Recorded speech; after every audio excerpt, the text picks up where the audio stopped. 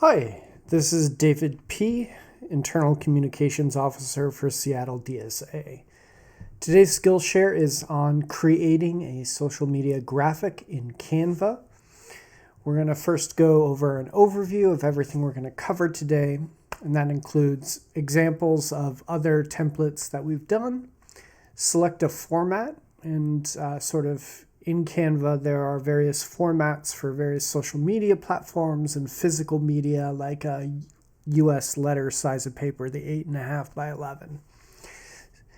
And then we'll go into adding pages, adding colors, finding public domain or free assets, including our chapter graphics, and then sharing that so that other people can customize it, tweak it, collaborate with people. All right. So we're going to go over some examples. I created a series of Instagram slide templates. And each one of these has a graphic that is in the back, and then users just come in and all they need to do is edit the text. They have phone bank, they have a nice little image that goes along with it and a logo of the subcommittee, and they're able to customize it how they like. All right, let's go back home. Another example is the Nabisco Strike. I created a number of spoofs of various brands that fall under Mondelez Nabisco. So to support the strike, we've got directions on how and why the workers were striking, and a quick call to action for, boycott the items and support the strike fund. See, Ritz, wheat thin Oreo. So all of these were really simple to put together. I took images of, like, say, if you have specific colors you want to use or an image that has those colors, you can theme a Canva template to match that. So first, let's create a blank one and see what I'm talking about. All right, so we're going to do Instagram post. By default, it's going to be 1080 by 1080. We're going to create a blank one. There's a number of items in here. Ones that are free are labeled as such, so free, etc. So you can choose one of these, and they're all customizable. You'll be able to change the text, but we're going to just create a blank one. All right, so by default, it's only got one page. You can have multiple and have it be like a presentation or a story, if you're familiar with that format on Instagram. So we're going to call this Skillshare template. Instagram. Okay. So maybe we have different sorts of pages. We have like maybe a title card that looks cool, and then maybe various layouts for the pages underneath that. So let's go and let's add an element. The various things that you can add are called elements. You can upload your own imagery if you have that, and text. And each one of them has different effects that you can use. So let's just quickly put together, we're going to do, say the title card's got like a little white border. Perfect. And then we're going to just customize it. Cool. All right. And we're going to have another one. Maybe the text is only on the right third. So if you grab the corners, it's going to scale it,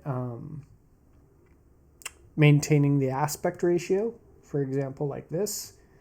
But if you grab one of the sides in the middle, you'll be able to change how large it is. So we're going to have text maybe here. All right. So then we're going to add some text. We're going to do nice heading. I'm going to change this to white.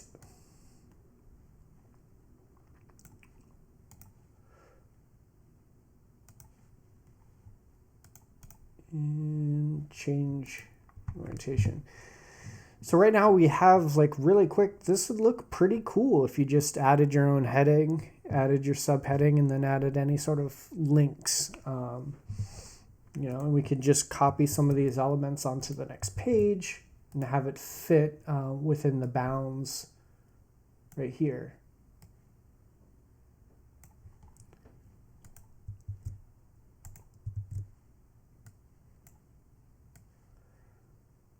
All right. Okay, so you may be wondering, hey, I'm not an artist by trade. What do I do? How do I find free to use either public domain or Creative Commons licensed imagery? And the good news is we have a lot. So I've created various, these are just simple image files you can click and download for each group. These are for sharing on social media, but down here we've got icons, and all of this is at seattledsa.org/graphics.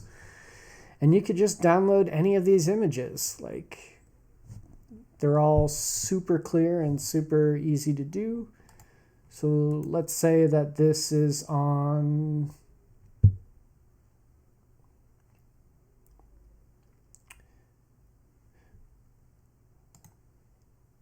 let's say this is for some sort of internationalist or anti-imperialism one, and we're going to have the globe. We can go back over to our Skillshare template and paste it. And that's it. You can just hit Controls, paste, or copy it from another tab and paste it in. Now we've got a graphic that says what it is. We've got headings, we've got all of that. There's other resources too. Some easy ones to use. Library of Congress has free to use and reuse sets. So they actually have thematic sets of, people working or famous black leaders in American history, and posters. So all sorts of these public domain, they were either created by government employees or they're so old where they fall under public domain usage laws. So you can actually take some of these images and create something that's really cool. So for example, if we were doing like an internationalist, there's this picture of Angela Davis.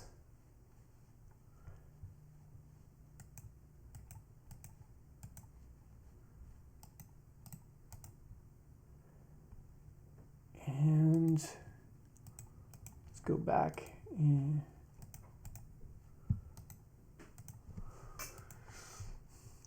So we could copy that over, and then maybe these old images don't look so great. So what we can do is we can quickly just add an effect to them. So for example, we can do a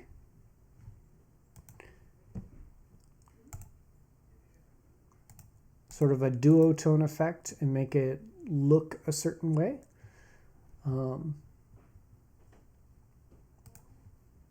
Yeah.